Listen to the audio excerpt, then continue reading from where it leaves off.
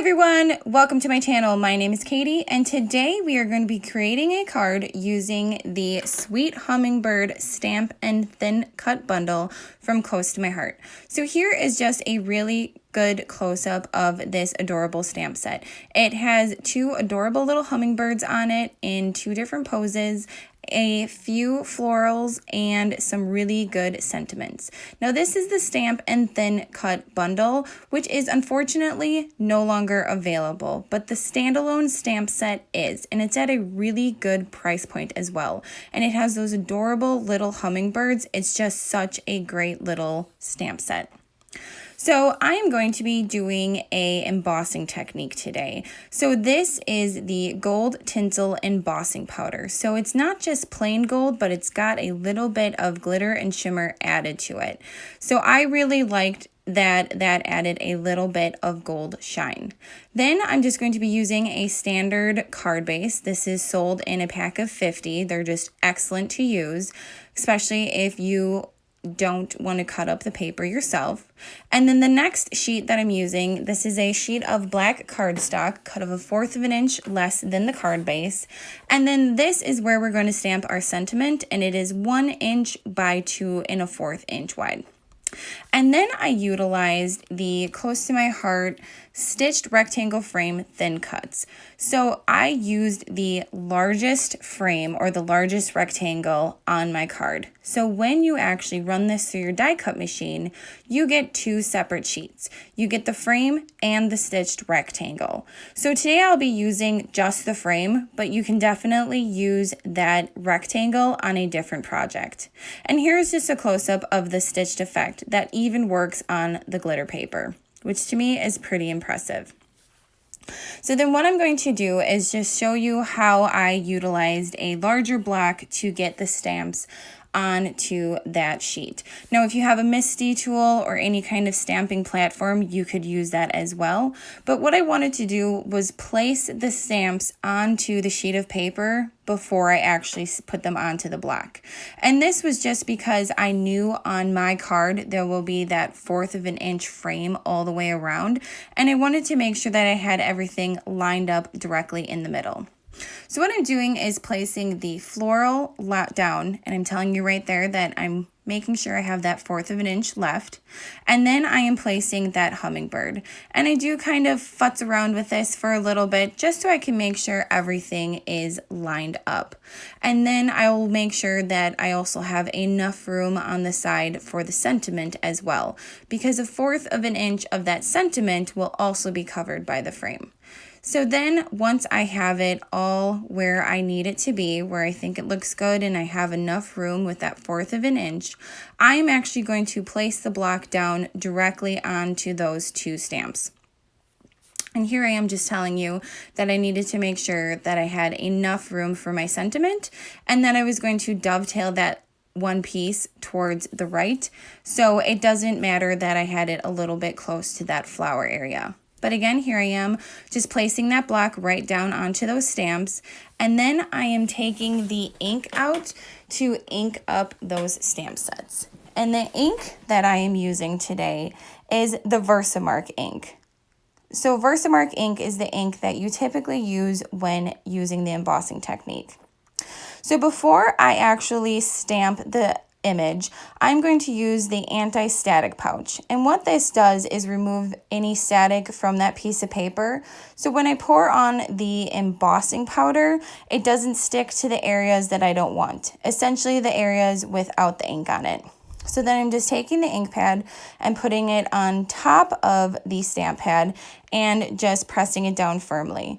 And this is a relatively new stamp pad, so it's pretty saturated, so I didn't have to press down too hard.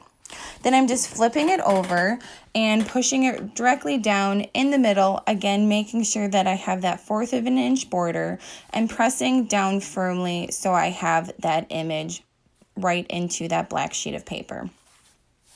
So once I lift it up, I do show you guys that there is that kind of shadow effect, and that is what you're looking for when using the Versamark ink. You want that shadow effect to know that the ink did transfer to the paper and that you will be able to get a clear image with the embossing powder. So that blue little tool there is something that I got off of Amazon. It was a really expensive little tool, and it actually catches the embossing powder. Right here, I'm showing you that I like to utilize a tweezers to hold the sheet of paper. So I'm putting it on right now, and this step isn't necessary for just pouring on the embossing powder.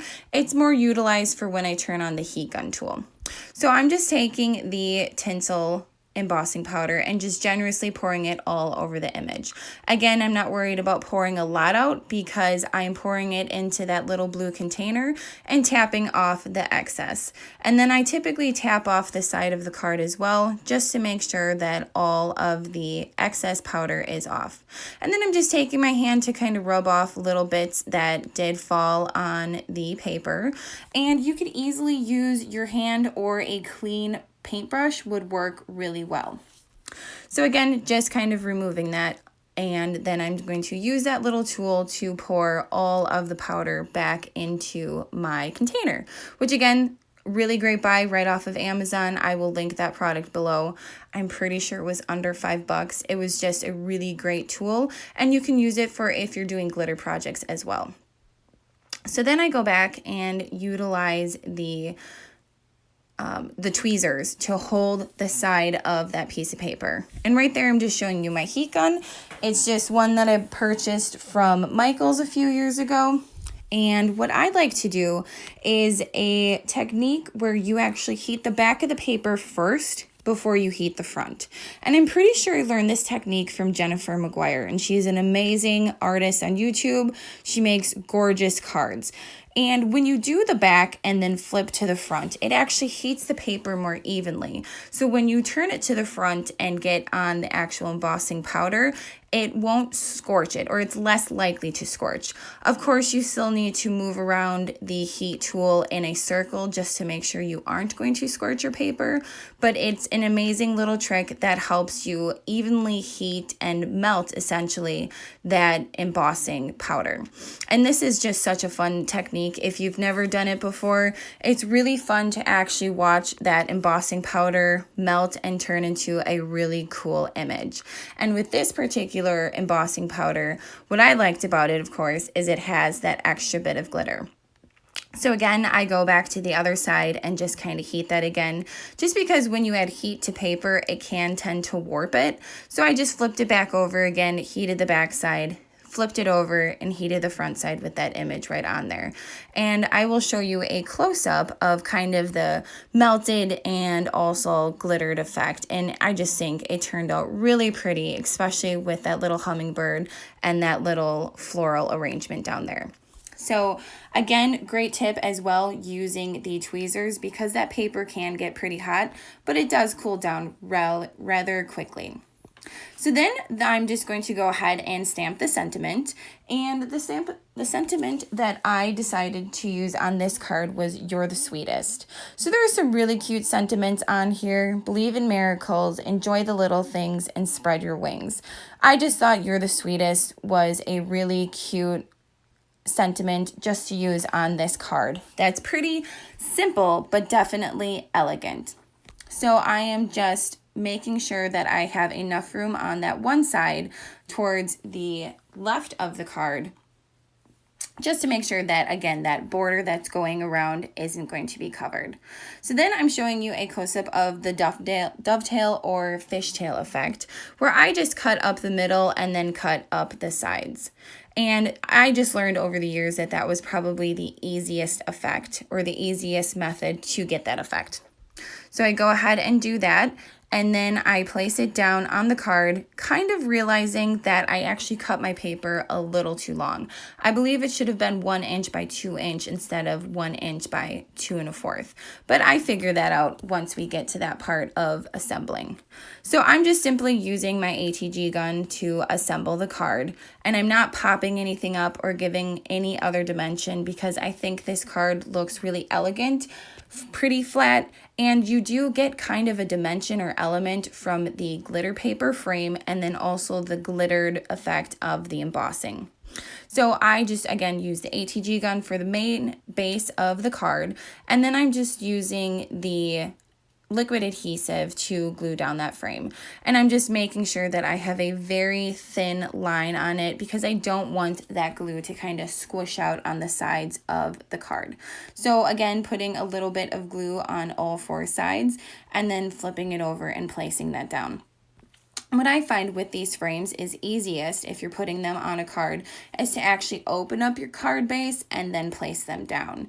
Just because you can square up the front of the card easier if it's just one layer. At least that's what I found over the years. And here's what I was telling you before where I put it down and realized, oh, it's covering those flowers. So simple, all I do is just cut off that little edge and glue that on down. And again, no added dimension. I just glued it down with the ATG and it ended up lining up absolutely perfectly with that flower and right to the edge. So again, I think my dimensions were incorrect and it should have been 1 inch by 2 inches. And then it fits that sentiment perfectly. So here I am just kind of, rubbing off a little bit of that excess glitter that kind of fell off. And then I think about adding some glitter gems because I just love these glitter gems. And I go ahead and start sticking some on. And then by the end of it, I decide, you know what, this card is actually beautiful enough. It doesn't need the gems at all. I'm just going to keep it simple and have the embossed effect and then also that little sentiment. So I do, again, use that poker tool and just kind of put a few on. But then in the end, decide I don't really need them. So I just wanted to say thank you again for everyone who has subscribed, thumbs up, and commented on any and all of my videos. I'm really glad that you're all here joining me in my little crafting adventure. I really appreciate everyone, again, liking, subscribing, and commenting. I really hope you are all enjoying it and learning something new. This is definitely something that I look forward to every day, and you guys are all bringing me a little bit of joy. So again, thank you so much for absolutely everything, joining me, and I will definitely see you guys all next time with another card making or scrapbooking tutorial. I have a whole bunch of things in mind for July, and I'm just really excited that you are all going to be here to join me. Here's just a little close-up of the card, and as always, again, thank you so much, and I will see you guys next time.